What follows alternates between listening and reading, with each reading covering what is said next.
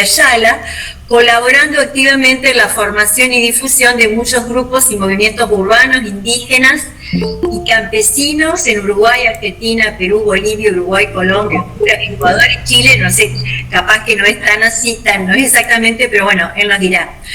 Su trabajo teórico está dirigido a comprender y defender, enriquecer, colaborar con los procesos organizativos en vistas de la emancipación de estos movimientos populares. Fue reconocido con un premio por una agencia cubana de noticias y por la Universidad de San Andrés de Bolivia. Existen muchos artículos publicados desde los 80 en las revistas mencionadas, en compilados varios, y en 1995 aparece Los arroyos cuando bajan, editado en Montevideo, dedicándose a la flamante lucha y organización zapatista.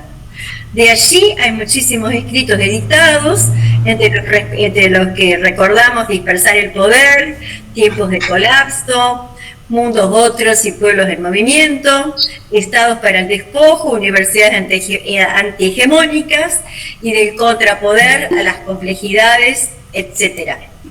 Bueno, dicho esto, ya queda Raúl contándonos todo esto que estamos esperando escuchar. Tenés la palabra, Raúl. Estás muteado. Apretamos el micrófono. Ahí está. Ahí está. ¿Me escuchan ahora? Sí, sí. Ahora sí. Bien. Cierren los micrófonos, por favor, así no hay interferencia, estamos grabando. Bueno, Lina me pasó una serie de 5 preguntas o sugerencias de tema que yo no sé si seguirlos o no, o si acaso ir introduciendo esos temas a medida que charlemos. Exacto, como te sea más cómodo, Raúl. Bien.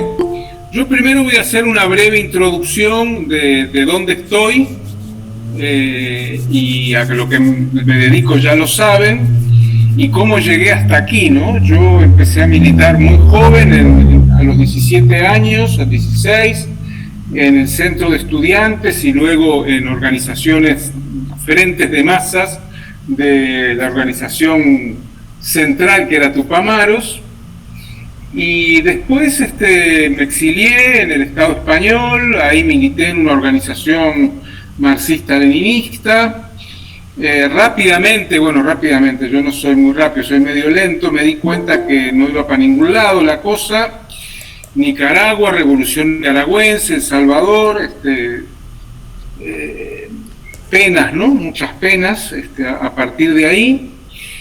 Y en el año 94 tuve como un segundo nacimiento. Mi primer nacimiento fue la militancia en Uruguay, y el segundo nacimiento fue la luz del zapatismo, con el levantamiento del 1 de enero del 94. Y digo que fue una luz porque muchas de las cosas que yo me planteaba, nunca dejé de estar activo políticamente, militantemente, pero muchas de las dudas que tenía, muchas de las incertidumbres, de los desastres que veía en la Unión Soviética, en China. Yo fui muy simpatizante de la Revolución Cultural hasta que me enteré de la verdad, que era muy autoritaria. Muchas cosas que vinieron con el neoliberalismo, que era la perplejidad, la derrota, porque fue una derrota del movimiento obrero muy fuerte, el poco sentido que le encontraba al poder estatal, a la toma del poder, pero no sabía cómo formularlos ni por dónde mirar. Bueno, el levantamiento del EZLN puso otra vez como patas para arriba muchas cosas. No quiere decir que uno copie o siga ciegamente, no, fue una inspiración, una revelación,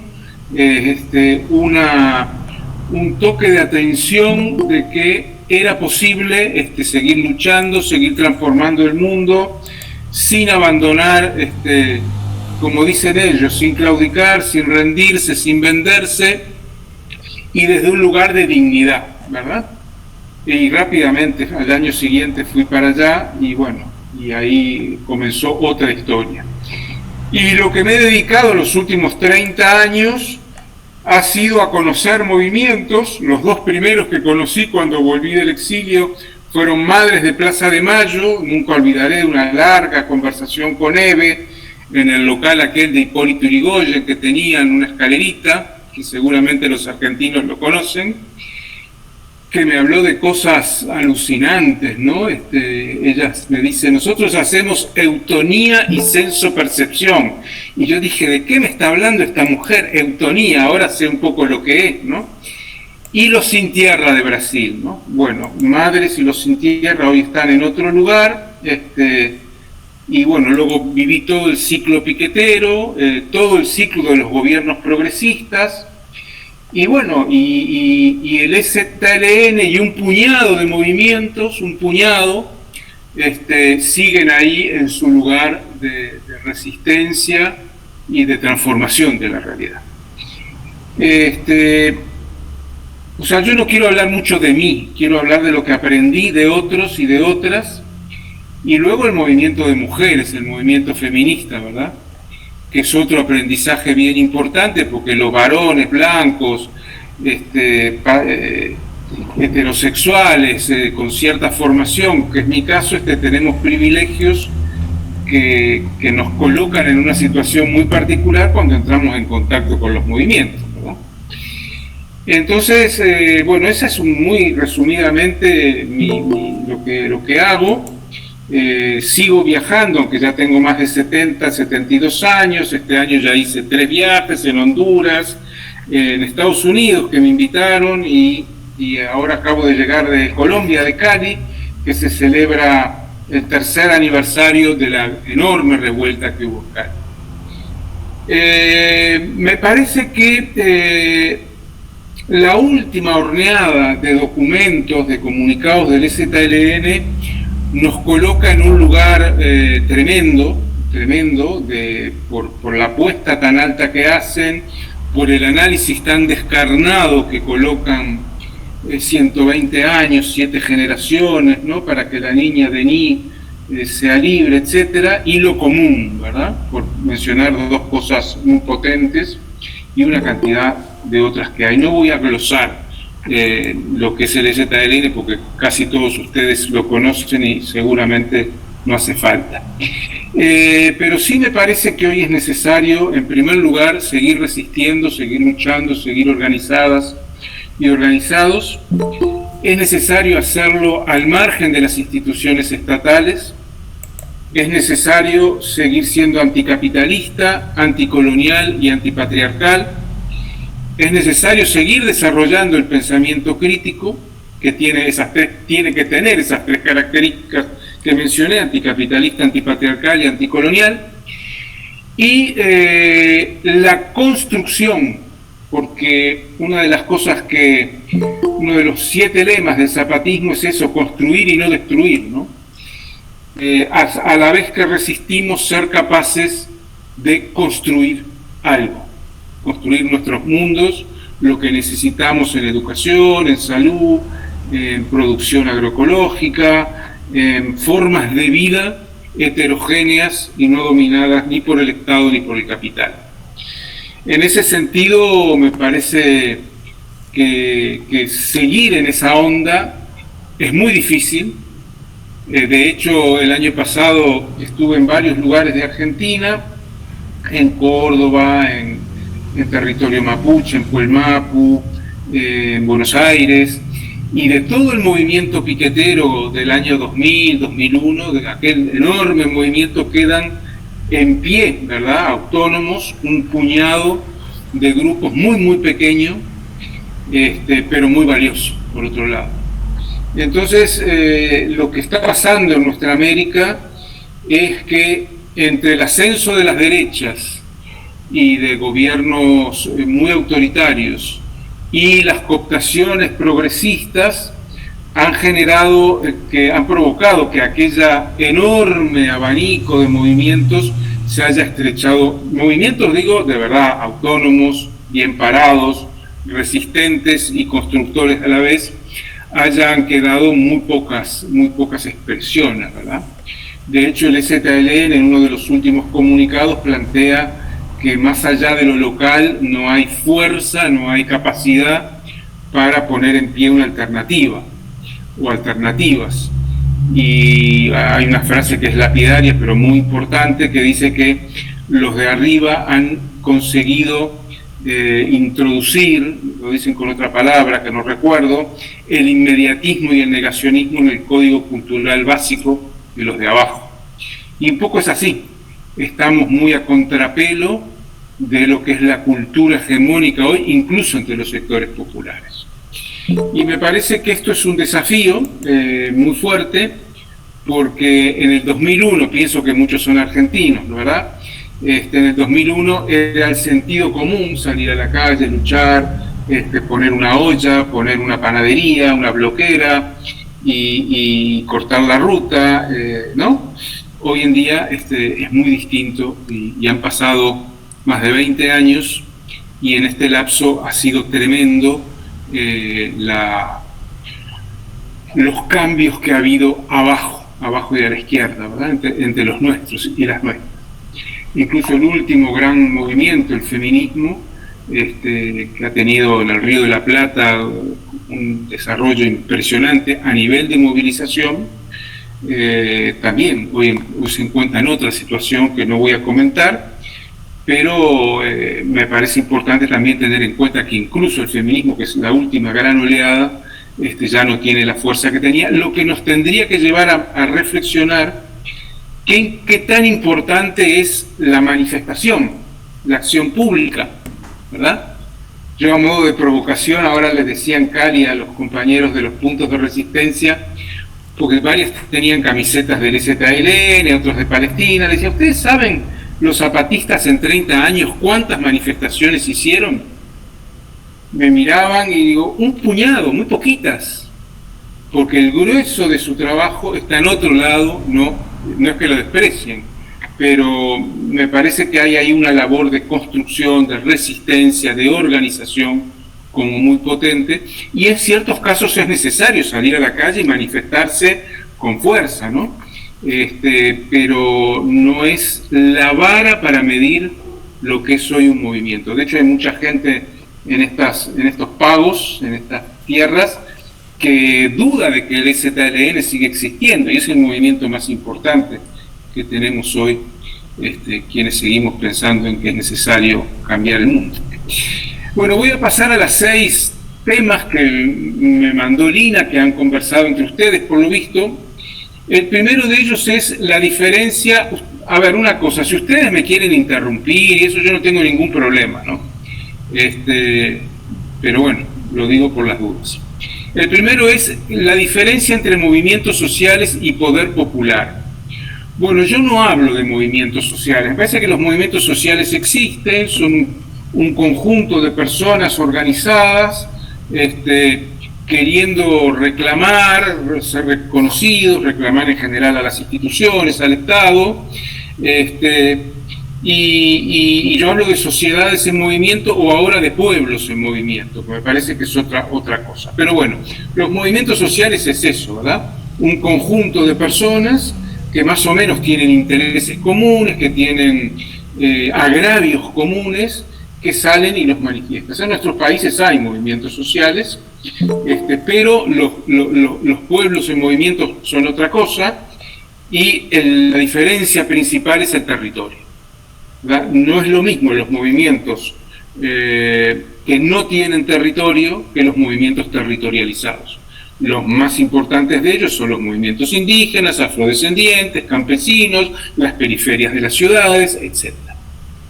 Y el poder popular es un concepto que tampoco yo manejo mucho porque, pero bueno, históricamente el poder popular se ha teorizado, se ha discutido, se ha planteado como los sectores populares, trabajadores, desocupados, campesinos, organizados sólidamente como una suerte de contrapoder. No necesariamente, pero la idea de un contrapoder está ahí. Fíjense que al tú plantear que eres un contrapoder, siempre está el riesgo de la simetría, ¿verdad? De que ahí está el Estado y yo construyo mi poder en relación simétrica con el Estado, ¿verdad? Solo que es contra ese Estado. Acá hay un tema que yo sí quisiera dejar claro, desde mi punto de vista, y por lo tanto es discutible, bueno, todo es discutible, que uno de los grandes problemas de las revoluciones y de los revolucionarios ha sido la simetría con los de arriba, ¿verdad? O sea, a la guerra reaccionaria, la guerra revolucionaria, al poder de arriba, el poder de abajo, al Estado capitalista, el Estado socialista, que es un disparate pensar en el Estado socialista. Pero incluso teóricos importantes como Preobrazhensky, amigo de Trotsky, economista soviético, planteaba que definía los primeros pasos de la economía soviética como la acumulación originaria socialista, que es un término copiado de Marx, del Capital, del tomo 3, donde analiza la acumulación originaria de capital, ¿verdad? Una parte fundamental del Capital de Marx es esa, y él la acomoda y plantea que así como hay una acumulación originaria capitalista, hay una socialista, lo cual me parece que esas simetrías nos llevan en última instancia a reproducir el sistema.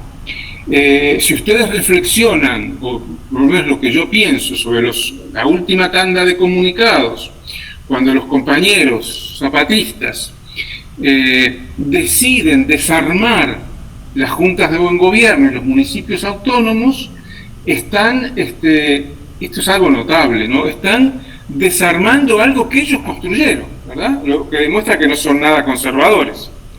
Y preparándose para un periodo muy duro y además saliendo de esa simetría, el municipio del Estado, el municipio autónomo. Y esto es una cosa muy importante, porque si hay algo que el zapatismo, y yo creo que los revolucionarios de verdad no han hecho, es ser simétricos con el sistema, ¿verdad? Para mí una frase central es a la guerra revolucionaria, a la guerra de la reacción del capital, la guerra revolucionaria, pero estamos en la misma lógica, ¿verdad? Entonces el tema del poder popular para mí tiene ese riesgo, pero yo defiendo que tenemos que querer construir el poder de abajo, ¿no? Aquí las palabras no deberían ser complicadas, ¿verdad? No nos vamos a discutir por palabras, pero sí es necesario que los pueblos tengan sus formas de poder, que mejor que no sean copia y calco, sino que sean construcciones de otro tipo, inspiradas en otras características. Por ejemplo, entre los pueblos originarios, la instancia que inspira los mecanismos de poder es la comunidad, la lógica comunal, ¿verdad? La rotación, el cargo como servicio, etc. Bueno, la segunda sugerencia dice así, es una pregunta: luego de la pandemia global ¿se han modificado las estructuras y funcionamientos de los movimientos? Bueno, yo no lo sé, la verdad, porque tampoco, aunque voy mucho y viajo mucho y hablo con gente que no puedo viajar, pero sí lo que ha habido. Bueno, durante la pandemia la mayoría de los movimientos estuvieron muy activos, muy activos, a nivel de alimentación, a nivel de sostener la vida en sus territorios, y esto es bien importante. Movimientos que han puesto ollas populares, que han cultivado muchas más tierras que las que cultivan para donar a las personas que no tenían acceso a la comida, etcétera. Y muchas otras características. Los NASA y MISAC del Cauca movilizaron 7.000 guardias indígenas para controlar sus territorios, etcétera. Pero lo que sí ha habido, me parece, es una tendencia al debilitamiento de los movimientos, ¿verdad?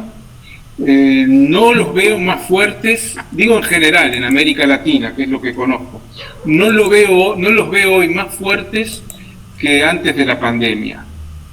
tampoco diría que mucho más débiles, pero donde ya había tendencias, por ejemplo, a la cooptación en Argentina muy claras, se han profundizado. Donde había tendencias a recostarse en las instituciones estatales, eso se ha acelerado.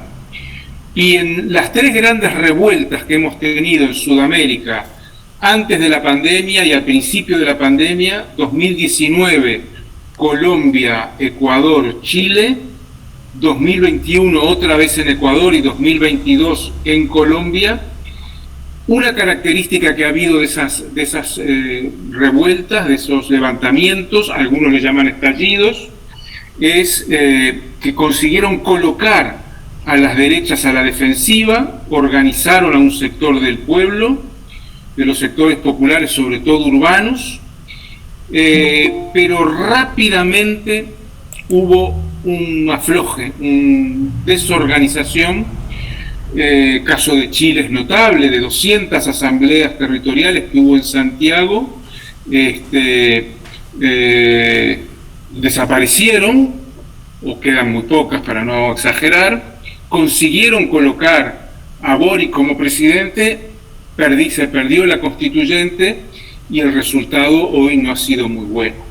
En Ecuador, la revuelta, el levantamiento del 19 fue exitoso completamente, le ganaron la pulseada al presidente Lenín Moreno, la fuerza de la movilización fue tanta que consiguieron, y esto es muy notable, detener en la calle las guardias indígenas de la CONAIE a más de 200 policías armados. Bueno, luego los devolvieron, ¿verdad?, a su sitio, pero hubo una fuerza muy grande en ese momento. Y en Colombia, que es el caso quizá uno de los más notables, sucedió algo también distinto, y es que consiguieron que la primera vez en la historia del país, no fuese el objetivo de la revuelta, pero un resultado indirecto, que por primera vez en la historia de Colombia haya un presidente no oligárquico, no conservador, como Gustavo Petro, ¿verdad? Pero hoy el movimiento popular, hoy la situación es compleja también porque el movimiento popular no está totalmente desmovilizado, pero la derecha está en una ofensiva muy grande, y vamos a ver qué pasa en los próximos años. Va a ser difícil que no vuelva la derecha a ser gobierno y poder. Entonces estos son algunos de los problemas que solemos tener en el movimiento, en la lucha social. Pero ahí esas tres revueltas, a mí lo que me llama mucho la atención es cómo la organización territorial de base quedó dispersa, ¿verdad? Y entonces esto es una situación que no es buena, que es necesario repensar y rediscutir, porque toda esa potencia de movilización no cuajó en un fortalecimiento del movimiento social, en ninguno de los tres casos de la gran revuelta. Raúl, una pregunta. Sí. Sí, ¿cómo se conecta el análisis que vos estás haciendo con la problemática hoy de Haití, en Haití? Bueno, yo qué sé. Haití es otro tema, ¿no? Porque en Haití, Haití es el primer gran estado fallido de la región, provocado directamente por Estados Unidos y por la intervención de Francia también. Tenemos la situación de que el imperio se mueve muy tranquilo con esas situaciones como la de Haití, en la cual no hay un poder estatal central, en la cual hay una guerra de todos contra todos, donde las pandillas armadas tienen una fuerza muy grande y donde no hay gobierno, o sea, gobierno efectivo, ¿verdad? No hay la presencia de gobierno. Eso tiene su propia historia y arranca con la postdictadura de los Duvalier, y en concreto con el gobierno de Jean-Bertrand Aristide, que fue el primer gobierno popular en Haití, y que Estados Unidos no lo toleró y avaló golpes de Estado, y así, ¿verdad? Y de ahí en más la gobernabilidad con intervenciones militares, invasiones, etcétera. Incluso la última o la penúltima fue cuando el terremoto del 2010 u 11, que interviene directamente la fuerza militar estadounidense. Pero la idea de los estados fallidos se va generalizando, y tenemos una situación muy similar en Ecuador, similar no, pero cercana en Ecuador, en donde el poder se mueve, el poder militarizado se mueve a sus anchas, y creo yo que utiliza al narcotráfico y a las bandas narcos para su beneficio. Yo creo que una de las cosas que ha aprendido el poder, y ahí tenemos los casos de Colombia, de Guatemala, de México, es a utilizar al narco contra los movimientos populares. Eso es un trabajo, a mi modo de ver, y por lo que he leído, muy afinado de la inteligencia militar, ¿verdad?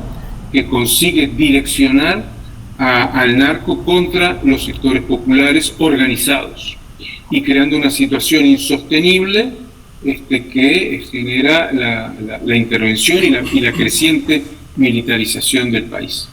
Lo que pasa luego de la pandemia, para terminar con ese asunto, con ese tema, es que la crisis de los estados-nación y de la gobernabilidad avanza notablemente, se expande notablemente, y entonces entramos en una situación caótica o precaótica, que el Estado solo atina a resolverla, las clases dominantes me refiero, a resolverla con la militarización.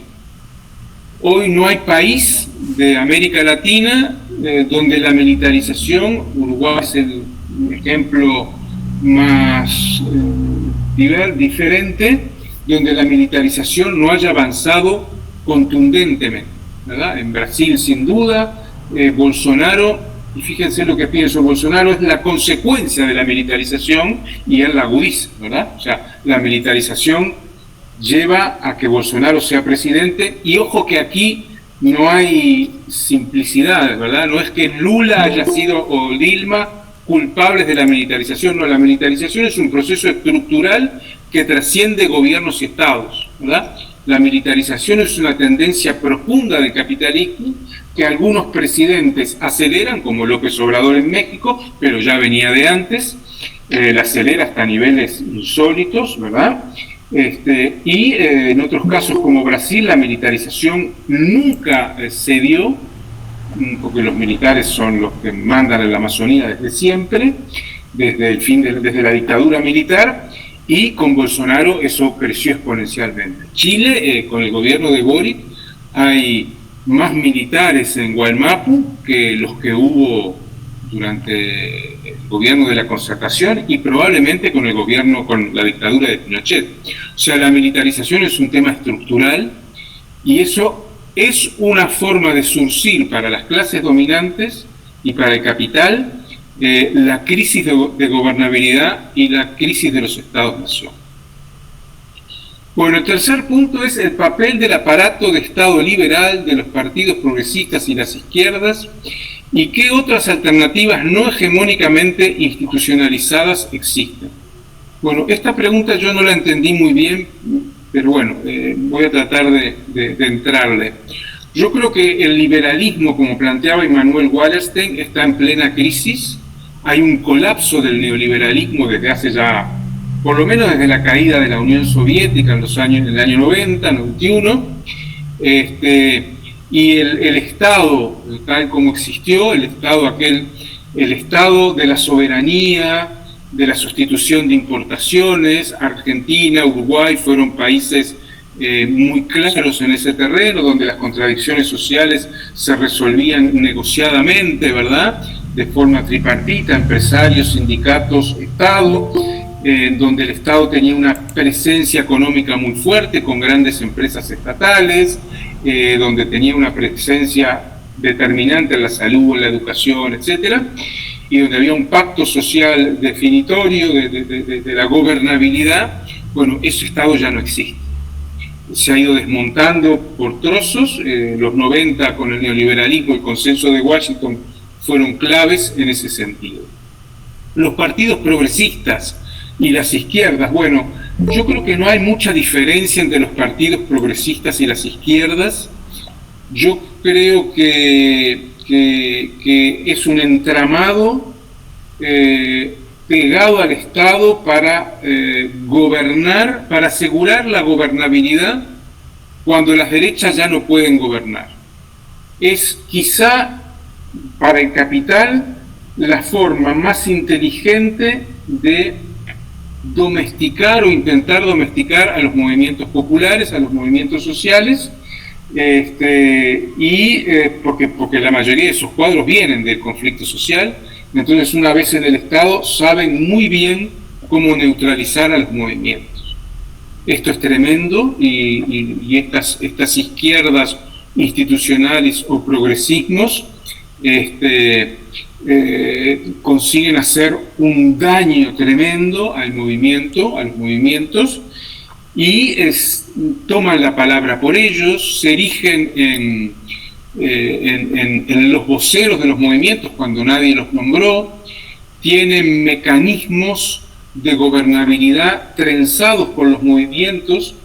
Hay un libro para las argentinas y argentinos de Alicia Kirchner que se llama La Bisagra, ¿verdad? Que es un libro grandote que lo regalaban en su momento, que me conseguí uno, y es sorprendente ver cómo la ministra de Desarrollo Social plantea que el papel del Estado es, una de las tareas centrales del Estado es reclutar para los ministerios a los luchadores sociales más destacados, porque ellos son los que trabajarán mejor para satisfacer las demandas de los sectores populares. O sea, ahí está hablando lisa y llanamente de cooptación, ¿verdad? Y aunque lo pueda haber hecho incluso con buena voluntad, porque no lo pongo en duda, el resultado ha sido que toda una camada enorme de movimientos fueron puestos en función de la gobernabilidad progresista. Y eso es un patrón que se da en todas partes de América Latina.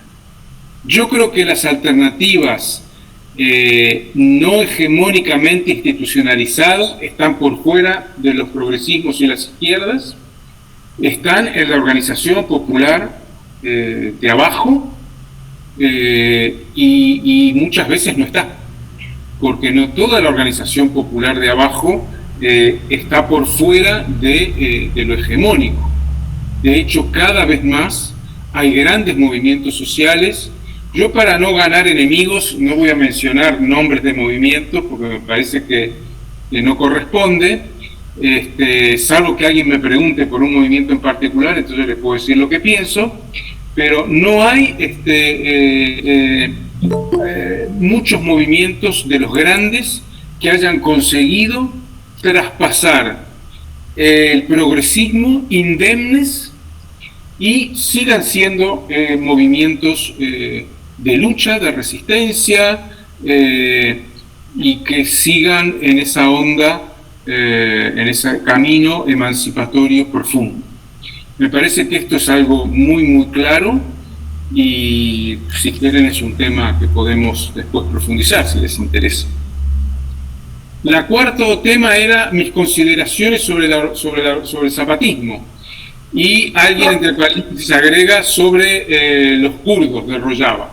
¿Alguien quería decir algo?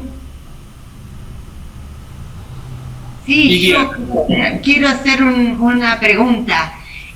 Acá nosotros empezamos a hacer una asamblea de barrio, y bueno, y los líderes que la gente, digamos, le quería escucharlos, por así decir, son de izquierda, más precisamente del Partido Comunista. Entonces, como hubo rispideces de que pero cooptan la asamblea, qué sé yo, entonces no es que se alejaron, sino que dejaron así de tomar la voz, por así decir, y no se formó más la asamblea. O sea que esa gente de izquierda es la que congrega, la que tiene idea. Bueno, y sí, el tema es que de parte de la asamblea no hay gente por ahí esclarecida o que forma o que lidera como para llamar a esa asamblea. No sé por qué pasa cuando no hay líderes en esos movimientos que sean esclarecidos. ¿Es una pregunta que estás haciendo o qué? No entendí, María. Perdón, me pregunto sobre lo que usted acaba de hablar, porque eso sucedió en la asamblea Cangolhuaychú. ¿Qué pasa que esos movimientos no tienen o líderes o otros, si no sean los de izquierda?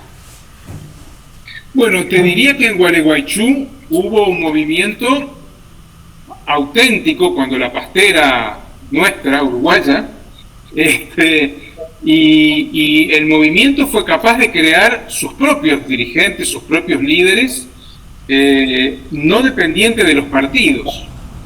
Eso fue algo interesante, ¿verdad? Yo conozco a algunos de los dirigentes, ya veteranos, porque eso fue hace más de 20 años, y bueno, en ocasiones los sectores populares tienen esa capacidad de organizarse y de liderar una lucha con sus propios, forjando sus propios dirigentes, ¿no?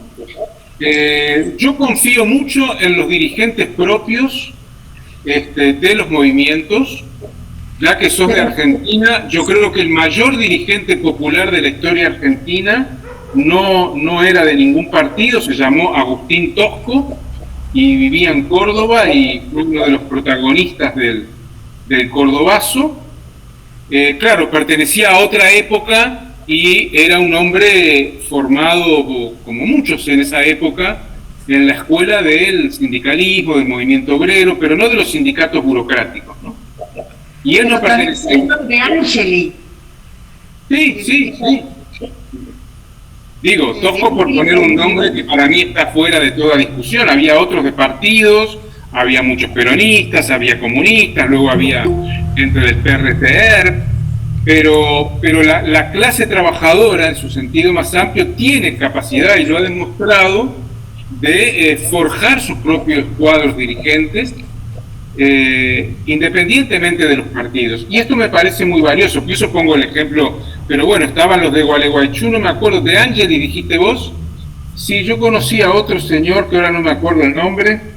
Pero bueno, Veronesi, él sigue luchando. Veronesi, el viejo Veronesi, que están las hijas por ahí también dando vuelta. El viejo Veronesi, sí.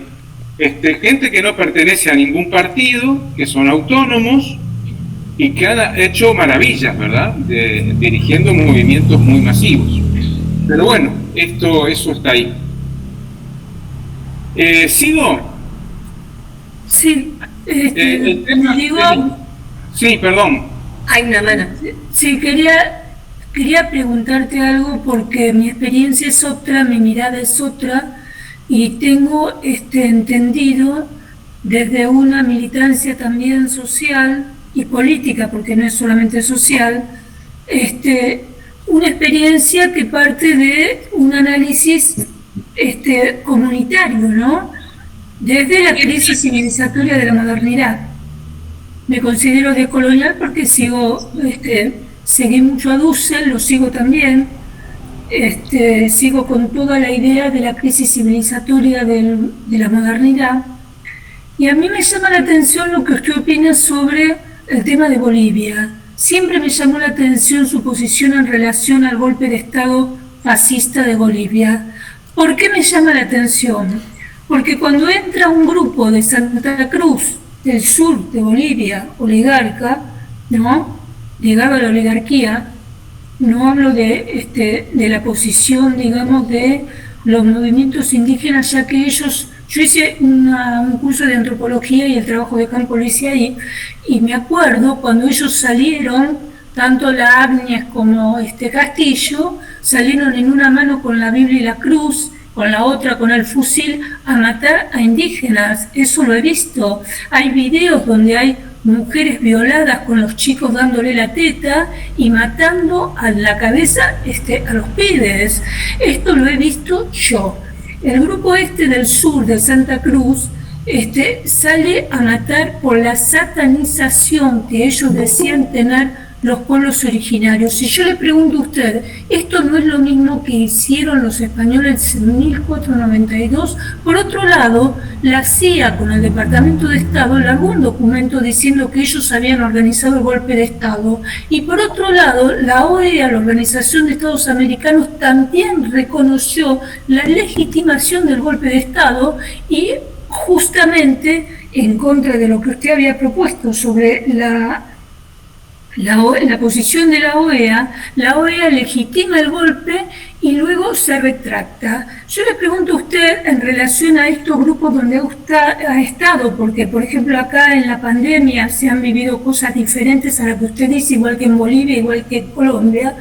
Me pregunto si estos lugares que usted ha visitado como Madres y el sur, el norte y no sé cuántos lugares más que puede ser probable como no, creo que nosotros los militantes que estamos acá en la base, ¿no?, dando las comunas, nos dimos cuenta que en las pandemias nos hemos juntado más de 20 organizaciones por comuna para trabajar con el tema de la salud, dando facilidades en el tema de los comedores comunitarios, como la facilitación. Por ejemplo, hubo muchas mujeres viudas que en el primer año murieron porque no estaba la vacuna, etcétera, pero que sí nos ha unido en agrupaciones muy chicas y muy interesante el proceso que hemos hecho junto con el Estado Nacional. Digo porque también hay un fenómeno en Venezuela que también se da, que es el trabajo comunitario de base, que es la representación del Estado en la comuna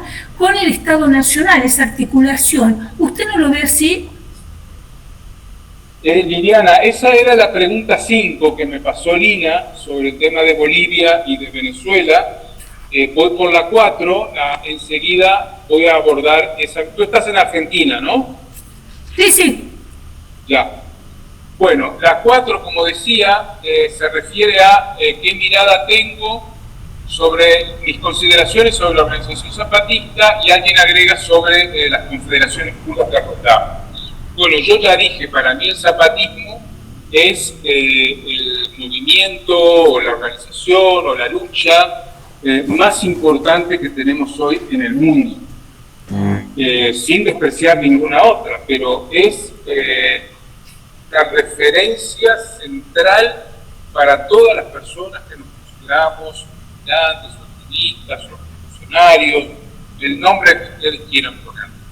Porque en 30 años y en 40 de su fundación es un caso atípico de que no se rindieron, no se vendieron, no claudicaron y están construyendo un mundo de conjuntos que ustedes quieren llamar como nosotros. Acá no, el tema no es cuántos y qué tamaño tiene la cosa. El problema es lo cualitativo, la profundidad de ese cambio que tiene muchos perfiles y muchas aristas, y cuando hablan de partidos, ellos tienen un principio que lo practican, que se llama mandar obedeciendo. Lo han fraguado ellos, ahora algunos lo copian por ahí. Mandar obedeciendo. Los líderes o los representantes de los pueblos obedecen a sus pueblos, no hacen lo que quieren. Y esta idea del mandar obedeciendo es uno de los puntos básicos de la construcción de autonomía. Los zapatistas no tienen vocación de mandar, de gobernar a otros, sino de ayudar a otros a que se autogobiernen, que se autodefiendan. Entonces, esta luz que es hoy el zapatismo en el mundo me parece que es un tema central. Respecto al Kurdistán y a la lucha y a la Rojava, yo no he estado en Rojava, pero tengo también la mejor opinión sobre esa experiencia. Yo lo que conozco más son los trabajos de Öcalan y diálogos que he tenido en encuentros con el movimiento kurdo en diversos lugares, y y creo que ahí también hay una fuerza, deseo, una lucha por seguir profundizando el trabajo anticapitalista, de resistencia y de construcción de una sociedad nueva. Y me parece que los trabajos de Ojalá también son muy buenos en el terreno de la reflexión, del pensamiento crítico. Ahí hay aportes bastante interesantes y hay algo que hoy la izquierda en el mundo ha olvidado, y es la autocrítica, ¿verdad? La autocrítica. En un comunicado de Submoisés sobre las pirámides hay una fuerte autocrítica sobre cómo funcionaban las instancias de la izquierda hoy en el mundo no es autocrítica, solo critica a la derecha y creen que con eso alcanza. Entonces, de estos dos procesos tengo la mejor opinión y una valoración especial.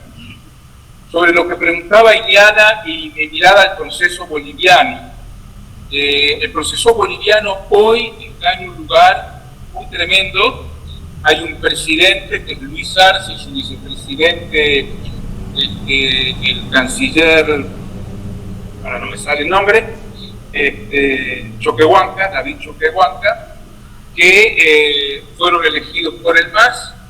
Evo Morales se quiere presentar a las elecciones. Hay una fractura importante en el MAS y una disputa de poder muy fuerte dentro del propio MAS que afecta a los dos principales liderazgos, ¿verdad? Al liderazgo que está en el gobierno y al liderazgo que no está en el gobierno. Evo Morales quiere ser presidente nuevamente. Luis Arce se va a presentar a la reelección, como puede hacerlo. Y aquí se produjo, ya en el momento que usted menciona de golpe, ya en ese golpe hubo una fractura muy fuerte. Las bases del MAS, o una parte, mejor dicho, de las bases del MAS, en el Alto, en buena parte del altiplano, o sea, la raíz aymara, no comparten la línea de liderazgo de Evo Morales, los cocaleros sí. Y ahí hay una fractura muy fuerte y un riesgo de que la derecha vuelva electoralmente al poder, porque están divididos en dos bloques irreconciliables, por el momento absolutamente irreconciliables, con acusaciones muy feas entre unos y otros, y eso hace que haya un deterioro muy fuerte del proceso, lo que fue el proceso. Sobre lo que usted menciona de golpe, yo quisiera aclarar que hay todo un proceso histórico previo que lleva a esa situación del año 19. 2 años antes, en el 17, recuerdo que yo estaba en La Paz, Evo Morales convoca un referéndum para ver si la población aceptaba que se presentara a un tercer mandato, porque la Constitución aceptaba la reelección, pero no la reelección. Entonces Evo Morales tuvo la iniciativa de consultar a la población para ver si se aceptaban esa reelección. La población dijo que no. Y ¿Qué población? Perdón, yo estoy hablando de la Revolución de los Colores que fue organizada por la CIA, estoy hablando de eso. Y usted apoyó esa Revolución de los Colores, apoyada por Bolsonaro y la OEA, por eso estoy preguntando.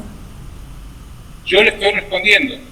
No me estoy respondiendo. Yo quiero saber por qué usted hizo un documento con un montón de intelectuales latinoamericanos apoyando el golpe fascista de Evo. Eso estoy preguntando. ¿Me muestra ese documento? Sí, yo lo tengo. Se lo leo porque lo tengo y lo tengo firmado por usted. No, eso no es cierto. ¿Quiere que lo lea? Se lo leo. Muéstremelo, mi firma ahí. No sé cómo mostrárselo, pero lo puede googlear. Está firmado por usted. Lo ha firmado Rita Segato, lo ha firmado Silvia Kositaski, lo ha firmado un montón. Hemos dicho cada uno por su lado, Rita Segato, Silvia Rivera y mucha gente más, y yo, es que en el primer momento no hubo golpe. Y luego yo estoy Pero si entraron con la Biblia y la cruz a matar indígenas, ¿cómo que no hubo golpe fascista con Evo Morales? Evo Morales se presenta hoy a elecciones y gana con el 60% porque la gente lo pide. No, Evo Morales no llegó en el 19 al 40% de los votos. Están los datos sobre la mesa. No, Morales, lo que usted quiere. Yo lo que estoy diciendo es que me responda por qué apoyó al golpe de Estado fascista a Evo Morales, que fue justamente... de orden. Liliana, por favor, Liliana, Es algo que te explique, Liliana, deja que desarrolle el concepto. Fue apoyado por el pueblo. Pero Liliana, deja que desarrolle el tema de la situación de Bolivia y después veremos que, pero no concentres el diálogo. Deja que desarrolle, después vamos trabajando. Desarrolle. no es una buena forma de dialogar, pero bueno. Retomo mi razonamiento. En 2017, Evo Morales desconoció una decisión colectiva del pueblo boliviano que le dijo: no podés presentarte a una nueva reelección. Y él se presentó igual. Pasó por encima del resultado de un referendo que él había convocado. En octubre de 2019 hay elecciones. Evo Morales está cerca del 40%, con lo cual ya ganaba, porque el siguiente tenía menos de un 10%, más de un 10% de diferencia. Y ahí lo que se produce son dos movimientos paralelos, o tres. Uno, la derecha se moviliza en todo el país denunciando fraude. Segundo, Evo llama al movimiento popular a movilizarse. Y salvo excepciones, el movimiento popular no se moviliza a respaldar a Evo. Y tercero, Evo Morales decide, junto con Álvaro García, irse del país. Hasta ese momento no hay ningún golpe de Estado. Evo Morales se va, y lo confirmé en el Ministerio de Relaciones Exteriores actual de Bolivia con la gente de David Choquehuanca. Evo Morales se va porque negocia irse, porque ya su situación era insostenible por la movilización que había en contra de él y porque las bases no le habían respondido. Luego, la forma como nombran a Yanine Áñez como presidenta, unos días después, eso sí es un golpe. ¿Y sabe por qué es un golpe? Porque los parlamentarios del MAS, que eran la mayoría, no les dejó la policía ingresar al Parlamento a elegir a la nueva presidenta. Fue una imposición de las Fuerzas Armadas, que fueron comprados. Ahí hay todo un trabajo de María Galindo que desnuda cómo las Fuerzas Armadas y policiales que se rebelaron, compradas con mucho dinero por la Embajada de Estados Unidos, imponen a Yanine Áñez en la presidencia. Entonces, ese segundo episodio fue un golpe, sin lugar a dudas, y yo creo que ahí hay claramente un golpe. Lo que decimos, Rita Segato, Silvia Rivera y yo, y muchos otros que no firmamos nada, yo escribí 2 artículos en el semanario Brecha, que es donde trabajaba en ese momento. Lo que decimos es que hubo una negociación, no un golpe, cosa que está avalada por los hechos, y decimos que Yanine Áñez fue golpista al entrar al palacio, y todo lo que hizo después, la represión de Sencata, donde murieron 12 personas, y la persecución a los movimientos y a la lucha, sobre todo de los pueblos originarios en Bolivia. Luego entra un largo periodo de resistencia de más de un año, y luego viene un movimiento de base dirigido por Felipe Quispe, el Malcu, al cual Evo Morales nunca se quisieron mutuamente, y gracias a ese movimiento de 70 bloqueos, en agosto del 20, Yanine Áñez se ve obligada a convocar elecciones. Entonces yo le podría devolver la pregunta, Liliana: ¿por qué está dividido hoy el MAS? Bueno, esa es una opinión suya, porque en realidad yo no coincido con lo que usted dice. Desde el principio hasta el final, hasta ahora no coincidí en ni una palabra. Me dio vuelta la situación. Porque como la gente no... Déjeme ahora hablar. Yo lo dejé hablar a usted, ahora déjeme hablar a mí. Porque en realidad yo creo de que he visto videos, me han enviado videos donde hay mujeres violadas violadas por justamente la gente oligarca del sur de Santa Cruz, de Bolivia, y no sé, y ustedes no han dicho que era un golpe de Estado cuando nosotros decíamos es un golpe fascista dirigido por los servicios de inteligencia, cuando sabíamos que en toda Latinoamérica la CIA estaba organizando el bloqueo de todos los gobiernos progresistas, entre comillas, que se dieron. Entonces me parece que mirar para un costado o aliarse con determinados grupos diciendo lo que no es, me parece que es grave. Rita Cerato, con los movimientos, después de la postura de ella acá en Argentina, se fue un montón de gente del movimiento feminista argentino y se fue justamente por la misma razón, igual que en otros países. Pero lo que me parece es que si uno no conoce los movimientos de base que hay en cada comuna, me parece que uno la pifia en la caracterización de lo que pasó en Bolivia. Me parece que Bolivia es un caso complejo y me parece que la posición suya en relación a la OEA no es verdad, porque la OEA, inclusive tengo el documento, se lo puedo enviar si usted me manda el mail. La OEA lo que dice es que legitima el golpe de Estado de la ARNE con Castillo.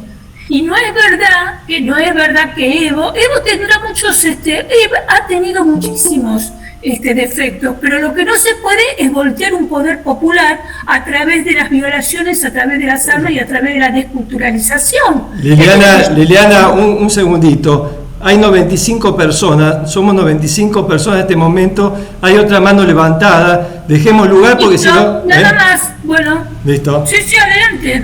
Patricia... Me preguntó Raúl. Está bien. No es que no, después la seguimos. No, digo porque si no parece que yo quiero acaparar. No, estoy contestando a Raúl, que me parece que se tiene que fijar un poco la historia. Está bien. Patricia. Sí, no, yo lo mío era un poco en función a las asambleas, pero bueno, preferiría quizás que pueda seguir, por favor, me parece muy interesante el planteo de Raúl con esas hipótesis que han marcado, y en todo caso luego vuelvo. Sobre todo sí aclarar esto, me parece un poco desagradable el tenor, de la discusión hasta ahora, sí poder argumentar, me parece un tema interesante, lo de Evo, lo de Rita Segato también, a la cual reivindico, y me parece que en estos andaniveles hay posturas argumentativas, creo que da mucho para ver la situación de Bolivia, creo que da mucho para analizar la situación indigenista, que no roce el romanticismo tampoco, ni los fanatismos. Me parece que es un debate que debemos darnos, quizás no en clave de esta ponencia, por eso me gustaría que termine, por favor, y en todo caso que nos conlleve a otro tipo de análisis, porque parece que se empantana mucho, la verdad que es desagradable para quienes estamos escuchando este tipo de discusiones que me parece que vienen cargadas de mucha o indignación, entiendo, posiciones antagónicas que no las vamos a agotar, así que aprovecharía el tiempo, por favor. Está bien, bueno, Raúl, entonces sigamos con tu desarrollo. Sí, Raúl, permitime, Raúl, yo quiero también hablar en nombre del foro, porque yo participo, nosotros somos casi socios fundacionales de este foro, y siempre nosotros hemos impulsado el debate democrático, horizontal y respetuoso. Entonces nosotros te hemos invitado, Raúl, con el objetivo de conocer, de mamar de tus conocimientos y de tu experiencia. Nunca nosotros, quiero aclararlo esto, invitamos personalidades con figuras intelectuales con el objetivo de interpelarlos imperativamente, sino la idea es intercambiar opinión. Por eso también me desagrada esta situación, porque es como que te ponemos, o como que el foro te pone en el banquillo de los acusados y nosotros desde una moral calificatoria te estamos juzgando. No, para nada, Raúl, salí de ahí, y la idea es que debatamos en forma igualitaria y democrática. Esa es la idea. Además me gustó la línea que vos planteás muy interesante esa línea, de que los movimientos de izquierda, supuestos de izquierda, que vienen a sostener, digamos, la gobernabilidad cuando las derechas fracasan. O sea, que le hacen el aguante a las derechas, es lo que yo entendí, Raúl, como que le hacen el aguante a la derecha hasta que se vuelven a fortalecer y vuelven al poder. Ese enfoque, esa mirada me encantó, me parece muy interesante profundizar ahí, porque acá podemos tener el ejemplo del kirchnerismo, por ejemplo. Sí, Raúl, para empalmar lo que dice Juan, me parece que es muy interesante esto de la cooptación del Estado sobre los movimientos de izquierda, ¿no? Que se aburguesan y ponen como si la única alternativa política es a partir del Estado y las instituciones, ¿no? Es decir, como institucionalizar la política ligado al Estado y sus instituciones. Me parece que eso es muy interesante porque este espacio, más allá de la macropolítica que analizamos por supuesto, nos interesa también la micropolítica. Es decir, lo que pasa en los territorios, lo que pasa en las subjetividades, lo que pasa en las relaciones de abajo y que están por ahí, por afuera de la captación del Estado. Así que me parece que eso es un tema muy interesante y me gustaría que todo lo que puedas desarrollar en esa franja, ¿no? Esa franja de la micropolítica no ligada como único camino las instituciones y las instituciones del Estado. Entonces, ¿qué hacemos? ¿Sigo yo? Siga. ¿O hay algunas manos levantadas? No, seguí, después vamos articulando.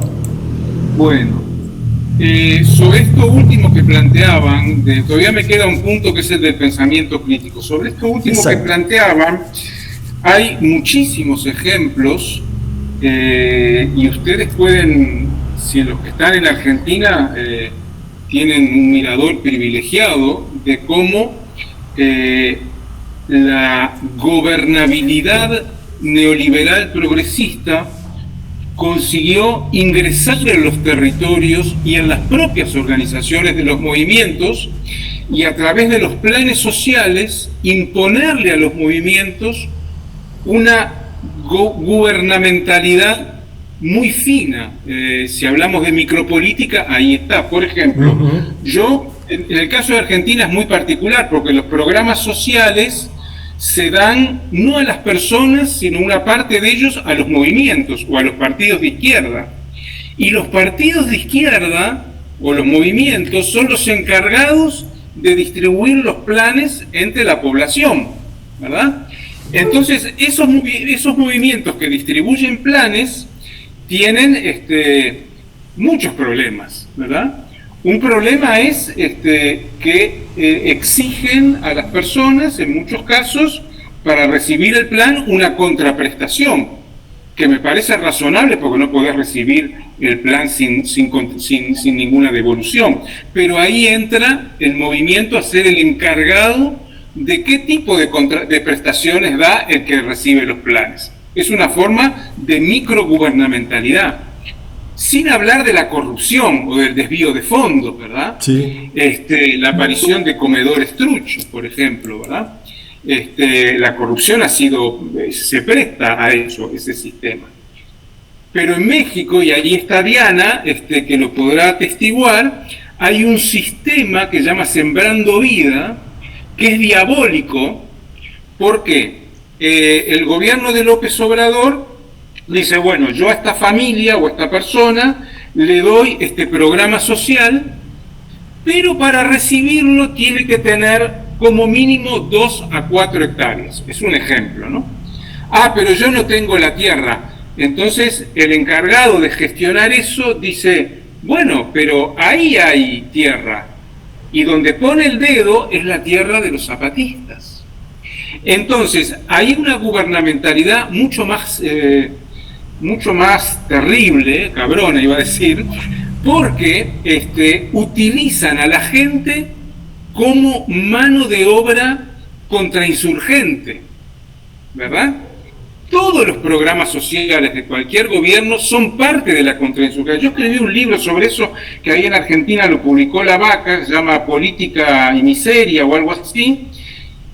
Quien inventó los programas sociales fue el que fue presidente del Banco Mundial, Robert McNamara, durante más de una década, que antes fue secretario de Defensa de Estados Unidos en la guerra de Vietnam y antes de eso fue presidente de la Ford, el primer presidente de la Ford que no pertenecía a la familia Ford. Y este señor dijo, las guerras no se ganan con armas, se ganan combatiendo la pobreza. Y ahí creó el famoso combate a la pobreza, que es una forma de combatir a los pobres organizados. Y todos los programas sociales tienen, salvo excepciones, pero muy pocas, esa misma lógica. Y yo creo que he sido bastante blando con el progresismo. Si pudiera hablar Diana u otro de México, de la militarización de López Obrador, se llevarían las manos a la cabeza, ¿verdad? Y de la complicidad con 90 o 100.000 desaparecidos y el darle la espalda a las madres y padres de Ayotzinapa. Entonces hay toda una historia aquí. Foucault podría decir, no lo ha dicho, pero podría decir que los programas sociales son una forma de llevar la gubernamentalidad a una escala microterritorial, ¿verdad? De aterrizar la gubernamentalidad macro en los pequeños territorios, ¿verdad? Y para eso hace falta una mano de obra, que son los que fueron militantes de las organizaciones. Entonces aquí hay un dispositivo, a mi modo de ver, diabólico, terrible, que termina cooptando movimientos, centrifugando la organización popular y desprestigiándola, porque ¿para qué me voy a organizar si ahí viene el señor gobierno a darme algo? Después viene la otra parte, las familias que tienen esos programas sociales dejan de trabajar o dejan de cultivar la tierra. Entonces se concretan en algo mucho más difícil de combatir por parte del movimiento social. En el caso de México, porque veo que a alguien le parece un poco abstracto, este caso que he mencionado del programa Sembrando Vida, hay estudios sobre eso, hay mucho trabajo sobre eso, incluso trabajo periodístico con muchos y muy buenos datos. Es un programa que consigue y busca aislar a quienes siguen luchando contra o por cambios de verdad, ¿no? Sembrando Vida es un programa muy bien pensado en base a otros programas anteriores, como el Pronasol, que fracasó en periodos del gobierno de Salinas de Gortari. Bueno, es un programa muy pensado para llegar a las familias y desviar una larga lucha de los campesinos o de los pueblos originarios y convertirlos en sujetos contrainsurgentes. Bueno, la última, la 6, es hacia dónde va el pensamiento crítico, la descolonización del pensamiento crítico. Bueno, esto es un tema interesante, importante. Yo pienso, creo que Grofogel habrá hablado de eso cuando estuvo, espero, que el pensamiento crítico que conocemos, el de matriz marxista, incluso el anarquista, el humanista, socialdemócrata, es un pensamiento nacido en el norte, nacido en Europa.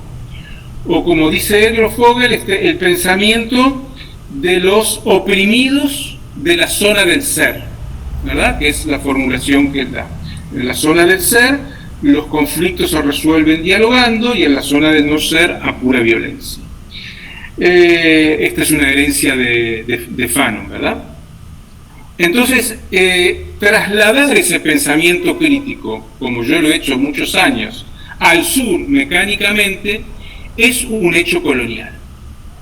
Entonces, es importante escuchar a los pensadores y las pensadoras de América Latina que tienen pensamientos más ligados a nuestra región. Y ahí aparecen muchos pensadores: Aníbal Quijano, Arturo Escobar, Silvia Rivera, una larga, Catherine Walsh, lista de pensadores, con una consideración que hace Silvia Rivera, que dice: lo decolonial es una moda, lo postcolonial es una utopía, porque seguimos en el neocolonialismo, y lo anticolonial es una lucha. Entonces me parece que es necesario escuchar a los pensadores y pensadoras de América Latina, pero es necesario dar un paso más. Y es necesario escuchar a las personas de los movimientos que tienen los pensamientos nacidos abajo, ¿verdad? Entonces ahí tenemos a Flores Milo en Oaxaca, al subcomandante Moisés en Chiapas, a pensadores, a Héctor Yaitul en el mundo mapuche, a Moira y Mauro Millán en el sur chileno de Argentina, en fin, los pensadores y las pensadoras propios de los pueblos oprimidos, ¿verdad? Pero me parece que hay un tercer paso que también es importante. Nosotros estamos en un pensamiento que se formula en términos de libro, de tesis doctoral, de paper o de lo que sea, ¿verdad? Pero ese formato no puede ser el único, ¿verdad? Los pueblos emiten sus propios pensamientos en otros formatos que no tienen por qué no ser el libro o el texto, pero por ejemplo un tejido de las mujeres de Acteal, por poner un ejemplo, de mujeres indígenas de cualquiera de nuestros países andinas, ahí hay mucho pensamiento, ahí hay mucha reflexión del vínculo entre las personas con la naturaleza, o sea, el tejido de los pueblos, los tejidos, los telares, son también un modo de pensamiento, como lo son las danzas, las músicas, que han jugado un papel tan importante en estos 5 siglos de resistencia. Los fogones, donde escuchamos a los sabedores y las sabedoras, que son personas de juicio, como dicen, o de edad, y eso es fundamental, ¿verdad? Y esto no es una romantización. Hay saberes que se han transmitido de generación en generación, cosmovisiones, formas de ver el mundo, que han fortalecido las resistencias, que no han pasado por el formato libro o texto escrito, ¿verdad?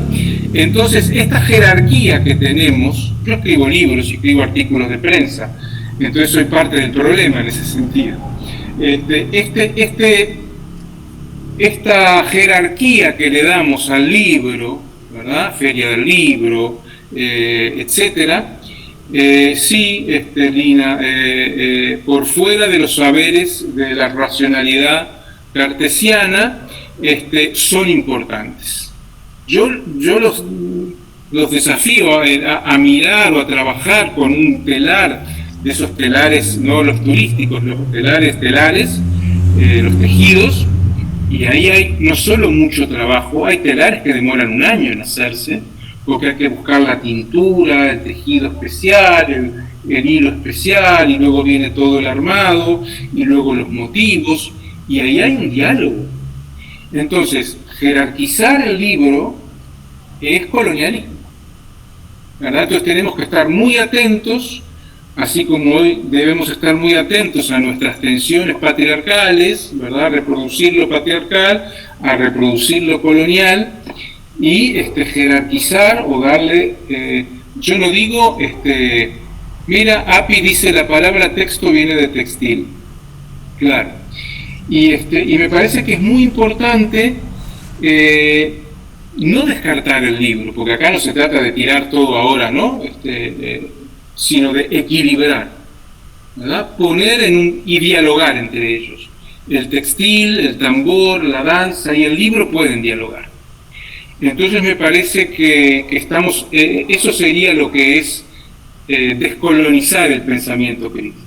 Porque a mí no me sirve que un famoso filósofo cualquiera, digo, no estoy pensando en nadie en concreto, o sociólogo, escriba un muy buen libro sobre descolonizarse. Eso es descolonizar, bueno, es mejor que el libro colonial, ¿verdad? Pero no alcanza con eso para descolonizar. Descolonizar es mucho más que escribir un libro que hable contra el colonialismo.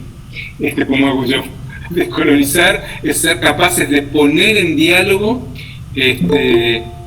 Sembrando Vidas de México, Alejandra, es poner en diálogo los diferentes saberes. Hay un trabajo de un sociólogo o historiador gringo que se llama Sinclair Thompson, que él sostiene que él estudia la revolución de Tupac Katari en Bolivia, y él sostiene que las revoluciones de Tupac Amaru y Tupac Katari no se hizo en base a los principios de ciudadanía, de derechos humanos, herederos de la Revolución Francesa, sino que se hicieron en base a los derechos comunitarios, hereditarios de las comunidades indígenas, ¿verdad? Entonces, no hay solo una tradición emancipatoria que pasa por Grecia, por la Revolución Francesa, hasta el siglo XIX, que es donde se formula más o menos el pensamiento crítico.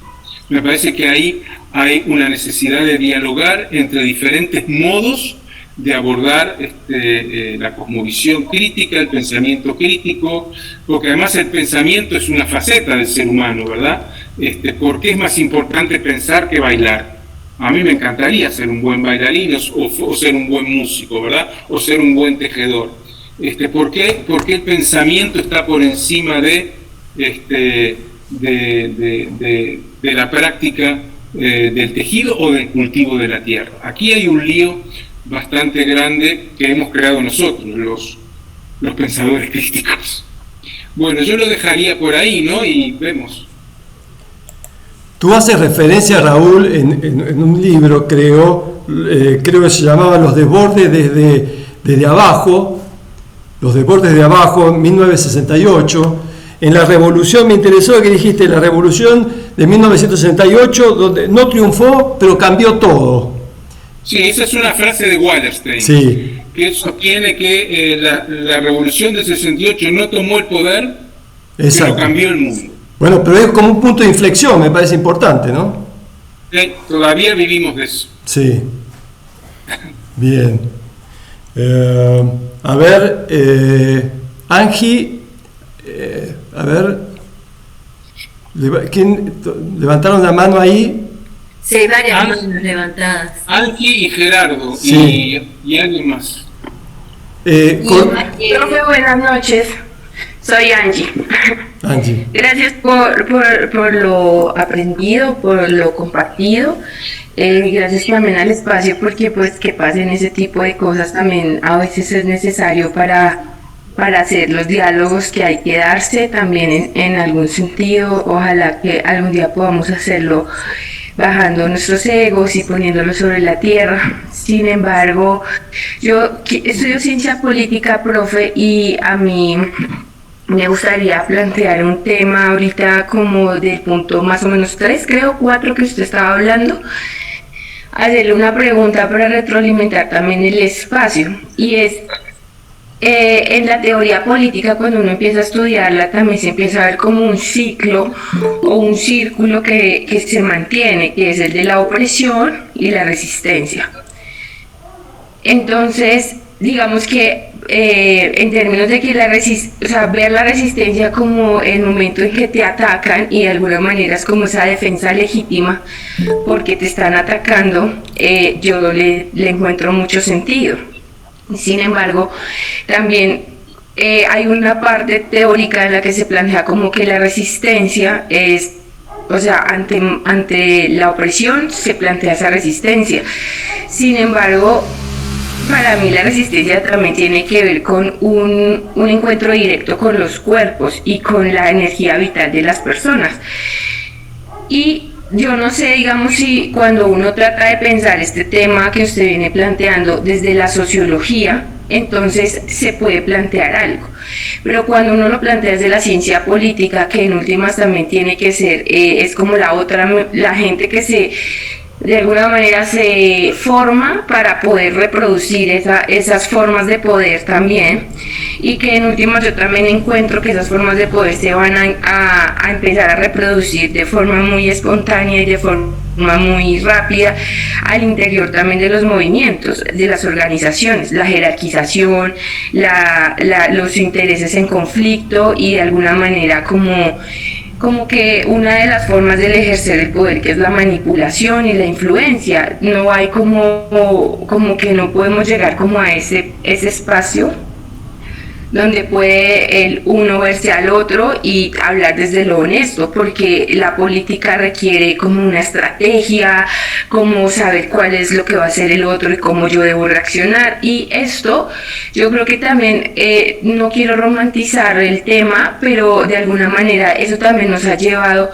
como a no darnos unos debates que son necesarios entre los intelectuales y también entre las personas populares, de alguna manera, porque yo creo que eso se prestó, digamos, de alguna forma en la política para que una persona en medio del capitalismo que vivimos, que ya toca todas las esquinas y orificios de nuestros hogares, de nuestros cuerpos, de alguna manera diga, el Estado debe desaparecer, el Estado no tiene por qué, el Estado es un cúmulo de desgaste económico, y de alguna manera se legitima un gobierno como el de Milei, y irrumpe bastante, porque es como toda la lucha social y todo el trabajo político de base que también termina siendo manipulado de alguna manera en esa idea de la libre propiedad, y vamos a lograr todo siendo atomizados.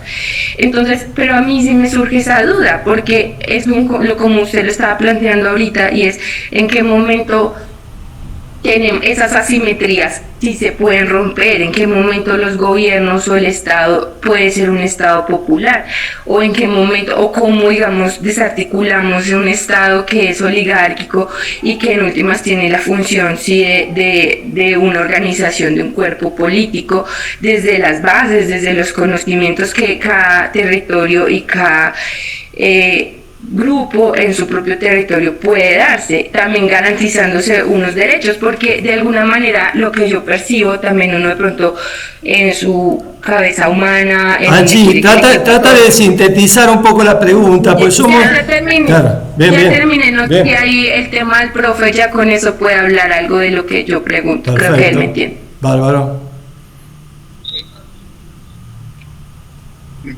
Cada cosa, o hacen una ronda y después intervengo. Bueno, Gerardo, ¿qué te parece, Raúl? ¿Vos quieres todas las preguntas? Vamos con Gerardo y con Carlos y eso. Por favor, sean sintéticos. Hay más de 100 personas y van a querer participar. Sean sintéticos en las preguntas o en las opiniones. Raúl, Gerardo y después Carlos. Bueno, ¿sí me escucha, Raúl? Sí. Un placer, Raúl, por fin estoy viéndote después de no sé cuántos años de estarte leyendo y aprendiendo muchísimo de todo tu trabajo. Yo mismo también me formé dentro del zapatismo después de ser maestro, soy sociólogo en la Universidad de Acutzana. Soy zapatista desde el 94, no fui total y absolutamente apartidista. Me encantó escuchar precisamente todo lo que dijiste sobre el zapatismo, porque es así como yo también lo siento.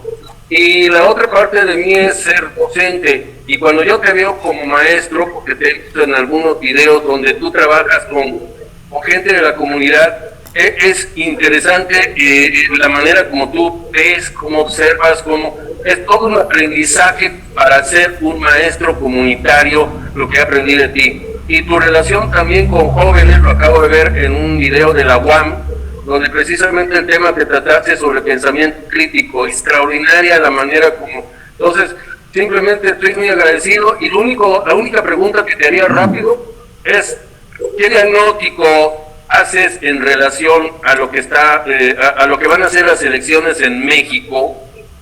¿Qué diagnóstico haces cuando tenemos un presidente que desde 6 años ha logrado maniatar a toda la sociedad en su mañanera? Y como bien lo has dicho, hay una serie de factores que han hecho posible, como la militarización, como la cooptación, como el dichoso megaproyecto de muerte que han dividido a las comunidades en el caso de la península de Yucatán, etcétera. Entonces, yo te pregunto, ¿cómo la ves, mano?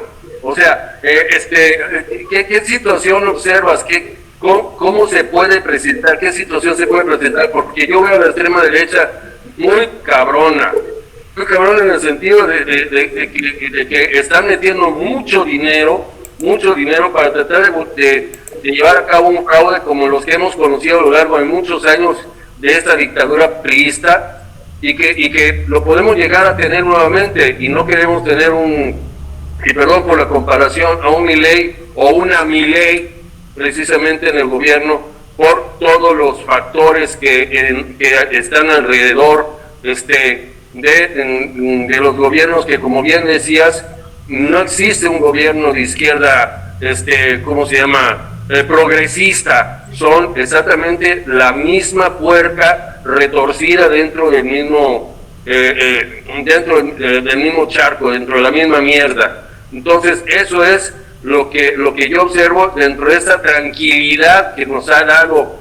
parte de los alcances que ha tenido la política, pero realmente es pura ficción. En los hechos lo que estamos viendo es simplemente el aniquilamiento de las comunidades indígenas, como lo ha dicho en relación al programa asistencialista que tiene como propósito dividir también a la comunidad. En fin, esa es mi gran preocupación, Raúl, y me ha encantado, como no sabes, no tienes ni idea, escucharte. Muy bien, gracias. Muy bien. Queda Carlos y Adriana, creo. Carlos y Adriana Villano. Carlos, estás muteado, Carlos. Gracias, buenas noches. La verdad que estoy muy feliz de haber participado de esta convocatoria. Le agradezco al licenciado Roberto y a los organizadores, y al compañero Raúl, muy ilustrativa su exposición, y si bien nos tiró varios centros para que lo cabeciemos, como decimos nosotros acá en Argentina, me gustaría hacer una pregunta muy fácil. Digamos, la respuesta me imagino que debe ser muy fácil, entre comillas. ¿Cómo hacemos nosotros para salir de la resistencia a lo que sería el enamoramiento y el convencimiento de la gente, ¿no?, según la experiencia que ha logrado en todo el mundo, para poder organizarnos, digamos, para poder lograr una organización que nos lleve a buen puerto? Esa es una pregunta muy fácil para usted. La otra que le quería preguntar es, a partir de él, usted había citado que el pensamiento crítico debía tener 3 bases, y yo rápidamente pude anotar 2, que era el decolonialismo, la despatriarcalización, y me quedó pendiente otro que no sé cuál es. Esas son mis preguntas. ¿Cómo? No se escucha. No se escucha. ¿Cómo? Anticapitalismo. Correcto. Bueno, bien. Muchas gracias, Raúl. Bien, Diana, que va a ser una próxima invitada en un próximo conversatorio que vamos a tener el mes próximo, creo, si no me acuerdo bien las fechas. Así que, Diana. Bueno, primero agradecerle a los organizadoras por traernos a compañeros que están construyendo pensamiento crítico real desde las bases, que están caminando el dolor, la rabia, y que nos están aportando también pues su tiempo para construir pensamiento crítico. Es el caso de compañero Raúl Civechi. Bueno, yo he tenido la oportunidad de conocerlo pues en el abajo, siempre muy abierto, con una escucha atenta, respetuosa, pero también Raúl, hay algo que lo hemos platicado y que sé que te atraviesa en el corazón, y la pregunta pues justamente es: ¿cuál es el desafío de los hombres pues para construir esas otras formas de hacer política que estén relacionadas justamente con la madre tierra, con lo espiritual? Porque sé que es algo que al menos considero que puedes tener algunas claves ahí. ¿Hay alguien más o voy ya con la... Me falta Adriana Viciano. No, pero bajó la mano, Adriana. La mano. Bueno, voy ahí con esta parte. Angie, bueno, ya hay cosas que no comparto, pero bueno, tenemos ideas diferentes, eso no es nada grave, ¿no? Yo un Estado popular no me lo imagino, porque con eso ya lo planteó el propio Marx, ¿no? Yo un poco a nivel de provocación les digo, ¿cómo sería un patriarcado popular? O sea, ¿cómo sería reformar el patriarcado? El patriarcado es el patriarcado y hay que tenerlo lo más lejos posible las prácticas patriarcales. El Estado es igual, el Estado es una hechura, en América Latina es una hechura colonial. Los Estados los crearon las colonias. Entonces, me parece que no podemos hablar de un Estado popular. Las juntas de buen gobierno no son un Estado. Las comunidades o las federaciones de comunidades, los cabildos, nazas o misas, no son Estados, ¿verdad? Entonces, ahí hay una discusión muy larga, que podemos estar de acuerdo, y sí, Liliana, puede haber varios patriarcados, pero incluso el patriarcado no colonial, del cual también habla Silvia Rivera, no sé si es reformable, ¿tá? Pero bueno, eso es una historia. Gerardo, las elecciones las va a ganar Sheinbaum, sin lugar a dudas. El problema es que en este segundo sexenio va a ser un revival hacia abajo de lo que fue el sexenio anterior. O sea, eso es lo que pasa en todos los periodos de gobierno. Este gobierno no va a repetir el encanto, comillas, de López Obrador, va a tener muchas más fisuras. Y Carlos, para organizarnos hay que organizarnos. Yo no creo que podamos evitar organizarnos. ¿En qué, cómo, de qué manera? Bueno, yo estoy en un colectivo determinado aquí en Uruguay, y cada uno hace lo que puede en cada lugar, ¿verdad? Entonces, yo creo que es importante estar organizados y desde ahí hacer lo que se puede hacer, pero hacerlo. Edgardo puso en el chat ahí a qué movimiento salvo de Argentina. No, yo no salvo a nadie. Apenas me puedo salvar o condenar yo. Yo puedo decir que yo en Argentina trabajo cerca de la red trashumante, ¿verdad? Donde hay compañeros y compañeras, sobre todo en Córdoba, a mi modo de ver, que están haciendo un trabajo por la autonomía bastante interesante. Y conozco a la Copa de Buenos Aires, conozco al barrio Norita Cortiñas, que está muy mal de salud estos días, y así. Y lo que plantea a Diana nos corrieron juntos de un lugar con machetes, ¿verdad? Hace un par de años. Eso nos une bastante. Bueno, lo que plantea del desafío de los varones, yo creo que primero hay que asumir que somos varones y tenemos privilegios. Eso es lo primero, ¿verdad? Es como el alcohólico que no sabe que es alcohólico, no lo reconoce, nunca va a superar el alcoholismo. Entonces, el primer paso es reconocer que tenemos privilegios como varones. Lo segundo, siempre debe establecer un orden, es trabajar los egos.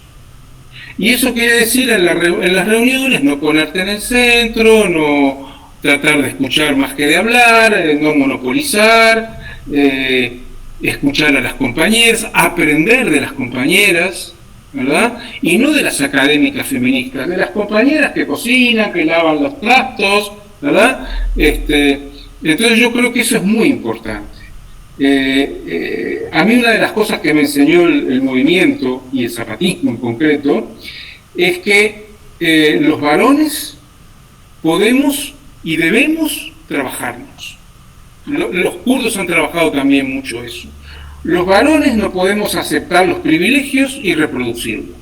Los varones tenemos que escuchar antes de hablar. Ahora yo estoy hablando, ¿verdad?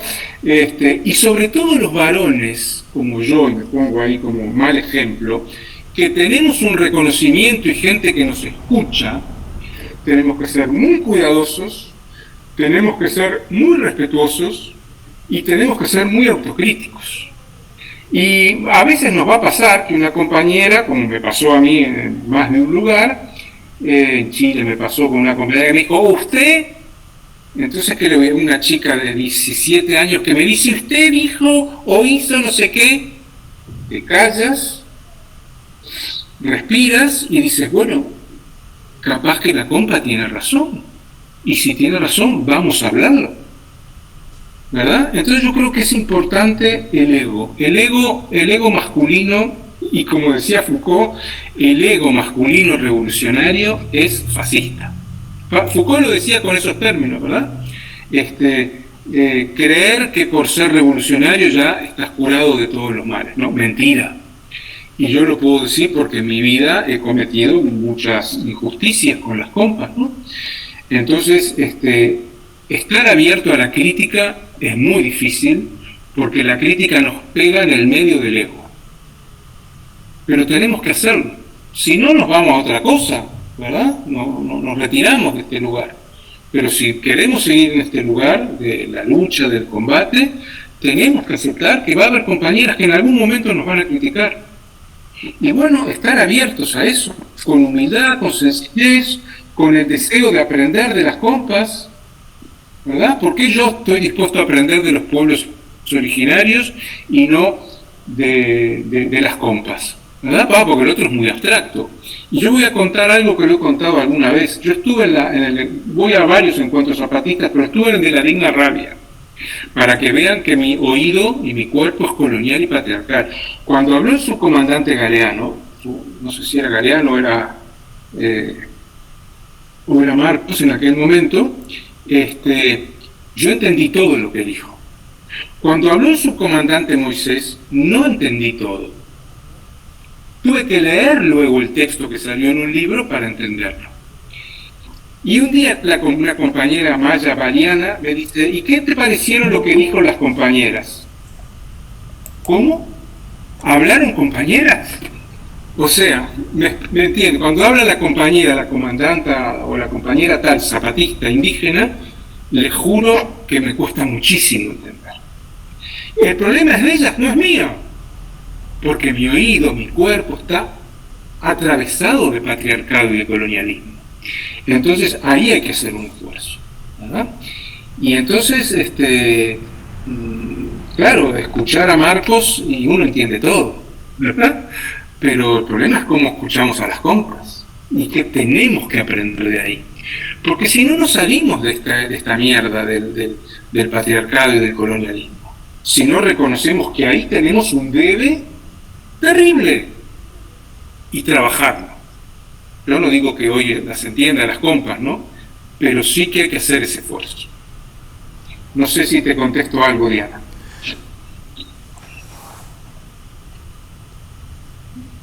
Bueno, Cristian, Juan y Lina, estamos cerrando. Da para continuar, ¿no? Pero no queremos ahí acaparar a Raúl. A ver, Cristian y Juan, ¿qué tienen para decir? Bueno, buenas noches con todos, con todas. Voy a ser breve, ¿no? Voy a ser breve para poder armar rápido esto. Aquí en Ecuador surgió un problema con la llegada de Correa, que bueno, muchos creyeron en esa utopía que iba a ser como una realidad, ¿no? El hecho de haber llegado a la izquierda al Ecuador. Pero lo primero que hizo Correa es institucionalizar a los movimientos sociales, a los movimientos populares. Y eso cooptó bastante todo un proceso de lucha que nosotros habíamos tenido, ¿no? Y una organización muy fuerte. Y recordemos que teníamos el movimiento indígena, y con Bolivia creo que eran los movimientos más fuertes que habían aparecido en los años 90. Y habíamos logrado politizar los espacios, ¿no? Como la salud, la educación, los barrios. Pero a la llegada de Correa, lo que hizo es crear contrainsurgencias, lo que hablaba Raúl Sivechi, ¿no? Entonces, por ejemplo, al movimiento de la Unión Nacional de Educadores de la Educación, creó la red de educadores de la Revolución Ciudadana. En la salud, creó la red de doctores en contra de. Y cuando llegó la derecha, nos habíamos dado cuenta que nosotros no teníamos organización. Y entonces, a la llegada de Lenín Moreno, nos tocó reorganizarnos de la nada, ¿no? Y surgieron estos nuevos movimientos pequeños, ¿no? Que comenzaron a ser una forma de politización un poco más cotidiana. Politizar los parques, no sé, politizar las paredes, los murales. Y fueron creándose nuevos movimientos sociales como las hinchadas antifascistas, por ejemplo. Ya, las barras bravas se convirtieron en barras populares, comenzaron a crear nuevas formas de educación popular, etcétera. Y esto que también en Colombia también surgió, por ejemplo, el levantamiento recién en Bogotá, eran por las barras bravas que se organizaron y se hicieron barras populares y lograron paralizar Bogotá. Pregunta, Raúl, estos movimientos que han salido así, con una organización espontánea, ¿llegan a ser una utopía o hay que trabajar desde ahí? Gracias. Bien, bueno, estamos dando vuelta de alguna forma en dos lógicas, me parece, ¿no? La lógica estatal, ¿no? De concentración, de centralidad estatal con sus instituciones, con sus brazos armados institucionales, y por otro lado, la lógica del vivir, una política que esté más cerca de la lógica del vivir, de vivir en la cotidianeidad, en lo comunal, ¿no? En lo cotidiano. Me parece que tenemos acá como dos lógicas, por lo menos, ¿no? Que venimos trabajando en varios encuentros anteriores. Bueno, le doy lugar a Juan. Sí, Raúl, sí. Buenas noches. Mi pregunta va orientada como para comprender más los desafíos del pensamiento crítico. Desde el siglo XX, creo que desde las figuras memorables, ¿no?, del Che y de Fidel, se han abierto todos un paradigma, digamos, de la militancia, ¿no?, en torno a lo que debía componer la izquierda, ¿no? Una generación completa, digamos, al guevarismo, ha marcado las formas de acción, digamos. ¿Cómo tú consideras que por qué hay tanta resistencia de parte de esta izquierda institucional y de la que ha quedado, mejor dicho? Lo englobo así de manera general, habrá seguro particularidades, pero ¿por qué hay tanta dificultad de esa izquierda para acercarse, para establecer alianzas con los movimientos de tipo, pues, del tipo del zapatismo o del MST? Y la otra pregunta derivada de esto sería, ¿cómo ves eso en América Latina, esa relación entre la izquierda institucional y los movimientos? ¿Cómo la percibes? Porque no todo indica, parece que hay una especie pues en momentos electorales se juntan y en otros momentos se dispersan o se distancian tremendamente. ¿Cómo valoras tú cómo ves esa realidad en el futuro, ¿no?, en América Latina? Gracias. Bien, Marina, y sintético, así le damos la palabra.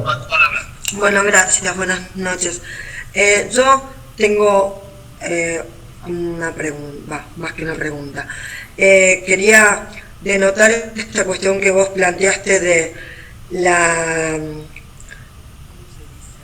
rasgos de la simetría, de la asimetría, ¿no es cierto?, y de la simetría. Me parece importante no ver cuando hablamos de poder y contrapoder, qué es lo que sucede por un lado y en qué plano de semejanzas estamos, ¿no es cierto? Porque las resultantes las venimos viviendo hace demasiadas décadas y más aún. Eso por un lado. Por otro lado, me parece muy interesante esta cuestión de ver a escala, cuando vos decías que hay planes desde muy arriba que van determinando gobiernos y estados y interrelaciones humanas y de poder, de sometimiento, a las cuales venimos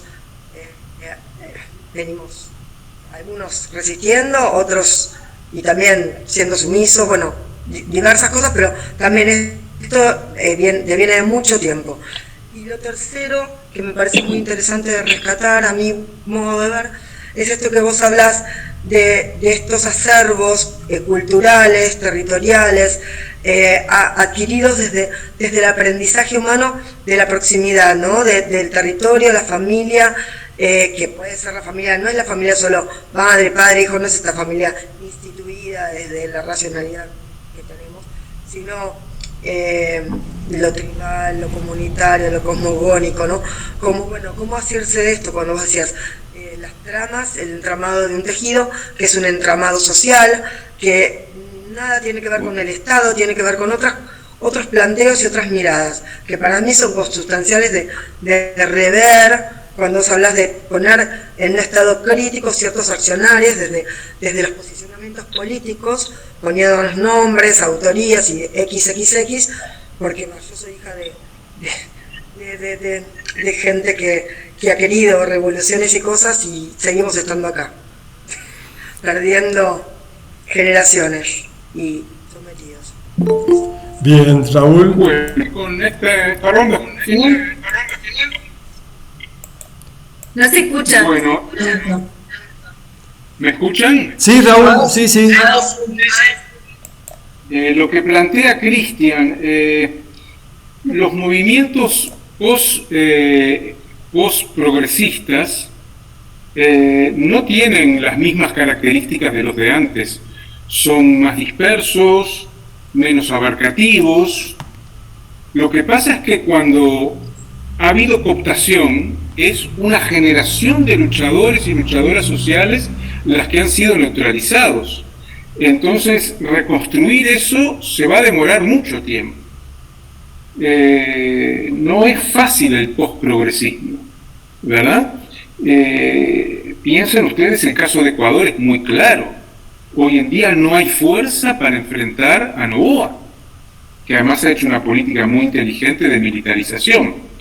Entonces, esto es un elemento importante. Solamente en un largo periodo de autoformación, de autoeducación, de organización sólida, vamos a poder recuperar todo lo perdido. Espero, no tengo ninguna certeza. Lo que plantea Juan depende de los movimientos. Yo creo que el progresismo, las izquierdas tienen mucho recelo con el zapatismo, no así con los sin tierra.